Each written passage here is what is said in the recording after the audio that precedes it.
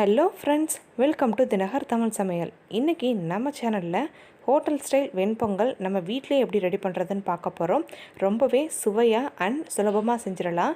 நான் இன்றைக்கி ப்ரெஷர் குக்கரில் தான் செய்ய போகிறேன். வாங்க எப்படி செய்கிறதுன்னு பார்க்கலாம்.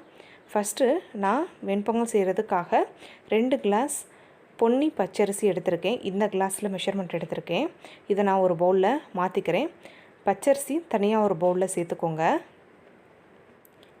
அதே சைஸ் கிளாஸில் நான் பாசிப்பருப்பு எடுத்திருக்கேன். 1 கிளாஸ் பாசிப்பருப்பு. 2 கிளாஸ் பச்சரிசி எடுத்திங்க அப்படின்னா 1 கிளாஸ் பாசிப்பருப்பு கரெக்டாக இருக்கும். நீங்கள் 1.5 கிளாஸ் கூட போட்டுக்கலாம். ரெண்டையும் தனித்தனி பவுலில் நீங்கள் ஊற வைக்கணும். ஃபஸ்ட்டு இதை கழுவி எடுத்துக்கலாம்.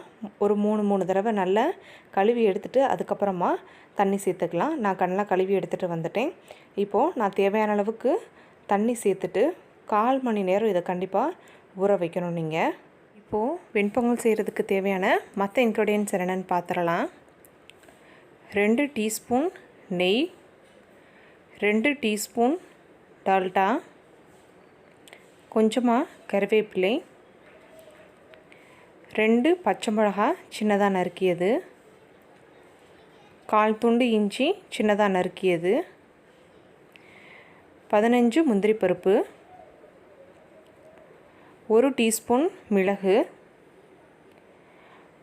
1 டீஸ்பூன் ஜீரகம், 1/2 டீஸ்பூன் பெருங்காயத்தூள், 1 டீஸ்பூன் உப்பு, 15 நிமிஷம் ஊற வச்சு எடுத்துருக்க பாசிப்பயிறு, பச்சரிசி. இவ்வளோ தான் வெண்பொங்கல் செய்கிறதுக்கு தேவையான பொருட்கள். இப்போ வாங்க எப்படி செய்கிறதுன்னு பார்த்துடலாம். ப்ரெஷர் குக்கரில் நம்ம பச்சரிசி சேர்த்துடலாம். பச்சரிசி ஊற வச்ச தண்ணியை நல்லா வடிச்சிட்டு சேர்த்துக்கோங்க. அதே மாதிரி பாசிப்பயிறு ஊற வச்சுருந்த தண்ணியையும் வடிச்சிட்டு அதையும் சேர்த்துட்டு நம்ம எடுத்து வச்சுருக்க உப்பு சேர்த்துக்கோங்க. நம்ம 3 கிளாஸில் மெஷர் பண்ணி எடுத்துருக்கோம். பருப்பும் பாசிப்பயிரும் 2 கிளாஸ் பச்சரிசி, 1 கிளாஸ் பாசிப்பயிறு. ஸோ மொத்தம் 3 கிளாஸ். அதனால் நம்ம 9 கிளாஸ் தண்ணி எடுக்கணும். எவ்வளோ நீங்கள் மெஷர் பண்ணி எடுக்கிறீங்களோ அதை விட 3 மடங்கு தண்ணி சேர்த்தா தான் உங்களுக்கு வெண்பொங்கல் நல்லா குழஞ்சி வரும். அதே நேரத்தில் சாப்பிட்றதுக்கும் டேஸ்ட்டாக இருக்கும். இப்போது எல்லாம் சேர்த்துட்டு ஒரு தடவை பாசிப்பயிரையும் பச்சரிசியும் நல்லா மிக்ஸ் பண்ணி விட்டுக்கோங்க. குக்கரை மூடி வச்சுட்டு 4 விசில் வரைக்கும் இதை நீங்கள் வேக விடுங்க. இப்போது வெண்பொங்கலை நம்ம தாளித்து விட்டுறலாம். ஒரு கடாயில் எடுத்து வச்சுருக்க நெய், டால்டா சேர்த்துக்கோங்க. டால்டா கொஞ்சம் நல்லா மெல்ட் ஆகட்டும்.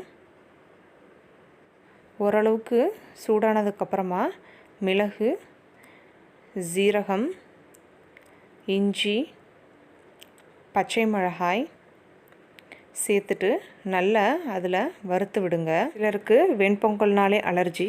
ஏன் அப்படின்னா வெண்பொங்கல் சாப்பிட்டோன்னே தூக்கமாக வரும். அந்த நாள் ஃபுல்லாகவே ரொம்ப டல்லாகிடும்னு நினைப்பாங்க. ஆனால் நான் சொன்ன மாதிரி இந்த ப்ரொப்போர்ஷன் நீங்கள் செஞ்சு பாருங்கள். உங்களோட டே ரொம்பவே அருமையாக இருக்கும்.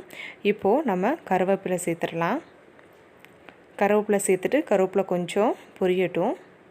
வெண்பொங்கல் உடம்புக்கு ரொம்பவே நல்லது. நம்ம பச்சரிசி, பாசிப்பயிறு, இஞ்சி, மிளகு, ஜீரகம், முந்திரி பருப்பு இது எல்லாமே சேர்க்குறதுனால உடம்புக்கு ரொம்பவே பயனளிக்கக்கூடியதாக இருக்கும் இந்த வெண்பொங்கல். இப்போது முந்திரி பருப்பு, பெருங்காயத்தூள் சேர்த்துக்கலாம்.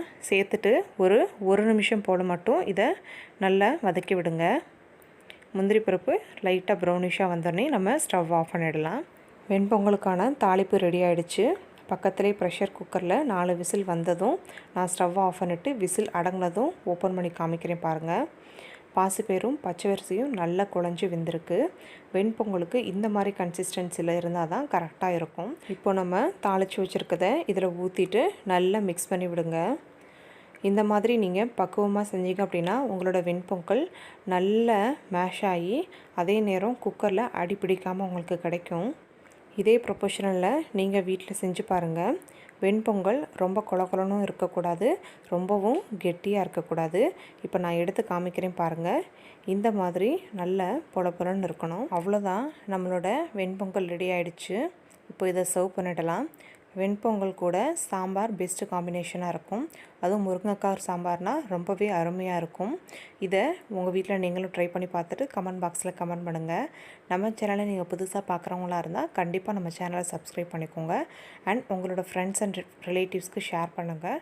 தேங்க்யூ.